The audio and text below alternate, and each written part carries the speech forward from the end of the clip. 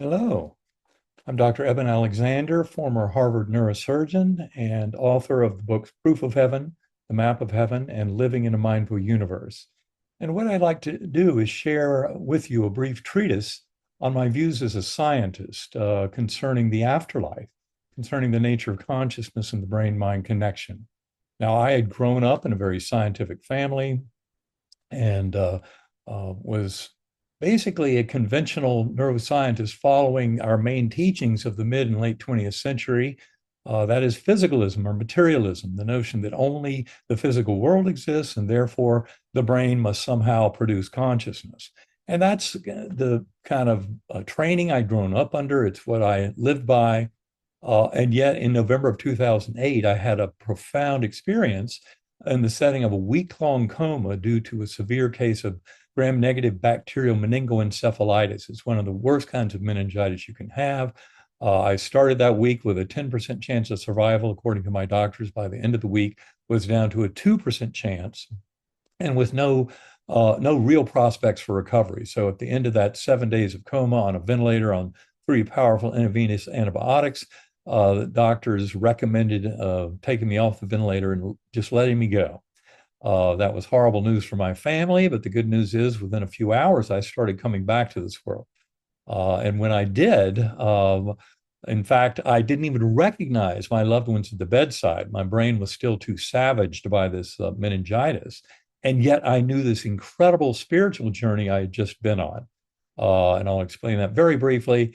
But to me, it was an incredible piece of proof that the brain is not the creator of consciousness. Now, that was not my original conclusion, because in that amnesic setting, I just believed what my doctors told me. And they said the dying brain can play all kinds of tricks. So you can just forget about whatever you think you experienced. But it was only in the next weeks and months as I went through my medical records, talked it over with my doctors, went through the MRI and CT scans, all the neurologic exams, the Glasgow coma scales that were, showing deep coma through almost the entirety of that week.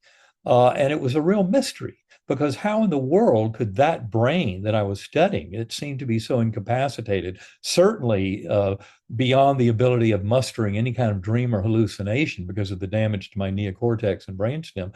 But how in the world did I have such a profound, phenomenal experience? This was a deep mystery to me, and that's what I wrestled with in the book Proof of Heaven.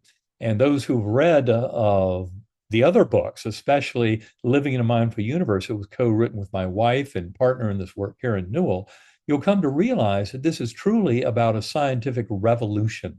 It's something that's been about 5,000 years in the making. This is not just a short-term inflection point, but something much grander than that. Now, in the beauty of my journey, I went through various phases of a spiritual universe, beginning in what I call the Earthworm Eye View, a primitive course unresponsive realm, but then leading up through a portal of light, a wormhole up into this brilliant, ultra real Gateway Valley. The Gateway Valley is where we would have things like re-encountering souls of departed loved ones. That's where we would go through life reviews, and I'll describe that in a little more detail in a few minutes. But the interesting thing is that those stories are very rich in showing us a world far grander than this material world that we think is the limits of our existence. And so that mental realm of the universe is something worth exploring. And of course, for me in that beautiful Gateway Valley, there were many Earth-like features, but also many spiritual features, swooping orbs of angelic choirs that were energizing this entire scene.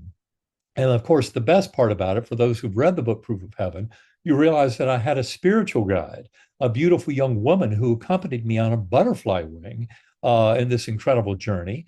And I had a mind meld with her. And I think that her message to me was a central message I was to bring back to this world. And that message is you are deeply loved and cherished. You have nothing to fear. You are richly cared for. I cannot tell you how reassuring and validating that was when I went through it. But when I came back to this world, I didn't know who she was, because I'd never read the NDE literature, but the more I read about it, the more I realized that that should be someone who was very important to you in your life. And if I had scripted this, my adoptive father, the globally renowned neurosurgeon who had passed over 4 years before my coma, he would have been there as that spiritual guide, and yet he was nowhere to be found. The further elements of that story are told in the third book, Living in a Mindful Universe, where I describe an encounter with my adoptive father's soul 2.5 years after my coma journey. And that was an incredible awakening that was enabled through my practice of meditation, of going within, which I highly recommend to anyone pursuing this kind of knowledge and understanding. Now, it turns out near-death experiences have been with us for thousands of years. In 1968, when doctors developed methods of cardiac resuscitation, they were greatly increased in numbers, and we now have millions of people who have had these spiritual experiences.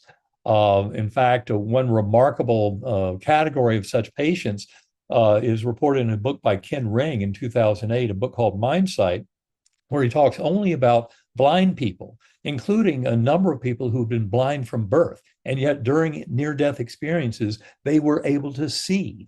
Of course, they're not seeing with the eyes, they're seeing with, kind of holovision, with this kind of what I often call knowledge through identification. And yet it shows you kind of the power of the NDE and what it awakens us to. These are not vague hallucinations or dreams. They're incredibly rich journeys into who we truly are. Now, I'd like to talk a bit here about life reviews. Now, given my amnesia, the amnesia was absolutely critical for some of the deepest lessons I was to learn as a neurosurgeon, neuroscientist interested in consciousness, having a profound NDE. But my amnesia held some deep lessons in it, but it did not allow for an Eben Alexander life review. However, in my journey, I left you there talking about my experience in the Gateway Valley, but I went to a higher level through another light portal that was offered up by those angelic choirs to the core realm, where in fact I was able to witness this kind of origin of my own conscious awareness in that God force at the core of the universe. Saw that as really the kind of guiding principle of understanding all this is the primacy of mind and how we're really sharing that God mind and that binding force of love. Now, in this discussion of life reviews is something where I refer to the work of Bruce Greyson. He's a skeptical psychiatrist at the University of Virginia who has studied NDEs for the last 45 years or so. And in a paper in the Journal of Near-Death Studies in the fall of 2021, he discussed results in about 700 life reviews gleaned from his thousands of cases of NDEs. Importantly, about a third of them involve their entire life. And you might think, how can an entire life be covered in a 10-minute cardiac arrest, for example? And it's because that realm is completely beyond time. It's a realm where we can see birth, death, everything in between. It's one of the reasons why these journeys are so difficult to describe. We can even witness past lives and potentials for future lives, how all of that interweaves in these beautiful stories. Now, in addition, Dr. Greyson in this report said that about half of people who reported life reviews said they were reliving, not just a remembering of events. And even more importantly, about 3/4 of them said that the life review was from the perspective of all involved. So if you've been busy handing out pain and suffering to others, that might not feel so good to be on the receiving end of that, but that's exactly what happens in life reviews. In general, they're gently nudging us towards goodness, kindness, compassion, and mercy, and treating others with respect and with dignity. That's the deepest lesson from NDEs, and certainly a very strong lesson coming out of life reviews. And then there was approximately 84% in his study group of 700 life reviews that said it was more real than lived experience memories. And this eliminating of the boundary of self, the sharing of the dream of the one mind. These are the ways I experienced all this. And in many ways, the life review, I often say, is like the golden rule to treat others as you would like to be treated, written into the very fabric of the universe. And I'll point out that there's also a process called a shared death experience. You can go to sharedcrossing.com to learn a lot more. These were first described by Dr. Raymond Moody in about 2011 in a book he wrote with Paul Perry called Glimpses of Eternity. And William Peters is a friend of ours who runs the sharedcrossing.com project. And you can learn much more about how bystander souls, loved ones, can actually accompany the departing soul on these journeys. And shared death experiences are an incredibly powerful strengthening of our understanding of all this. The other kind of phenomenon I'd like to point out here is something called terminal or paradoxical lucidity. And this is something that occurs often in people who are in coma for long periods of time. In fact, I have a story of terminal lucidity in the book Proof of Heaven. But they completely defy materialist expectations of brain creates consciousness, because these people who often have severe brain damage, like from metastatic cancer to the brain, et cetera, wake up within hours or minutes of their demise, and they have incredible lucidity, and they can communicate with loved ones who are there, and they have communication with loved ones that they envision in the spiritual realm that are very real. That's like the account I report in the book Proof of Heaven.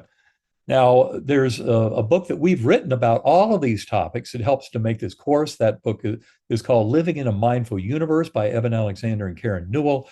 And in that, we use the principle of consilience. That is, in the scientific or philosophical communities, when you look at a really deep issue, and in this case, that issue would be consciousness, from many different perspectives, you can find an incredible alignment. And the primacy of consciousness is something that is dependent not only on neuroscience and the hard problem of consciousness, but also on the binding problem in philosophy of mind, the apparent unity of consciousness, non-local consciousness in parapsychology, such as telepathy. Something like 35% of identical twins have powerful telepathic experiences. Remote viewing, which Jessica Utz, the head of the American Statistical Association, said was absolutely scientifically validated in her presidential address in 2015. And of course, there's quantum physics and its incredible contribution to this notion of consilience, as Max Planck and Erwin Schrödinger, Pascal Jordan, and other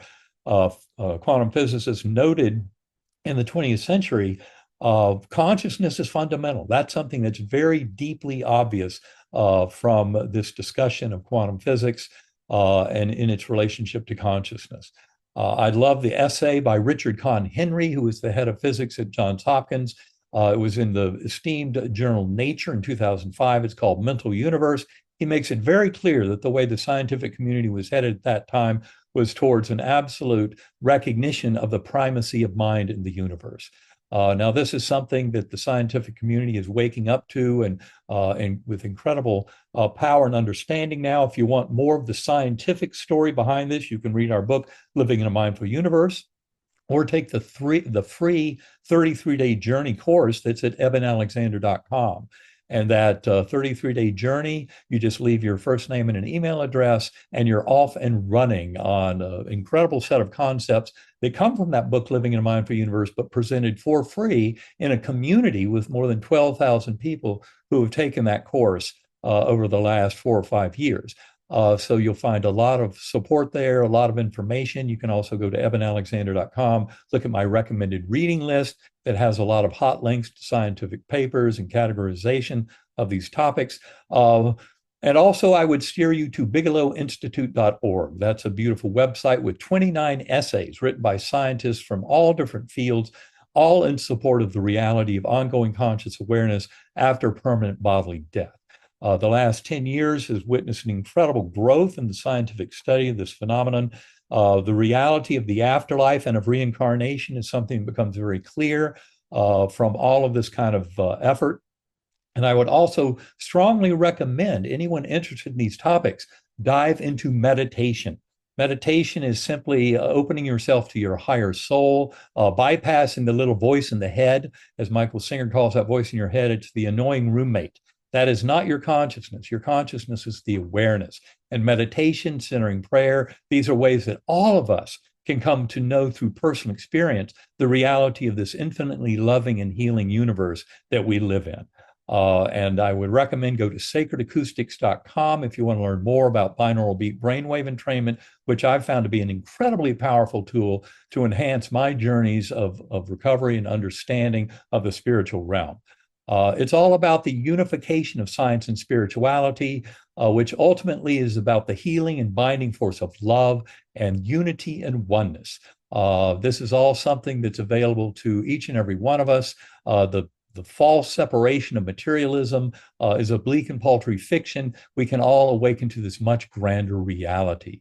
Thank you for your attention.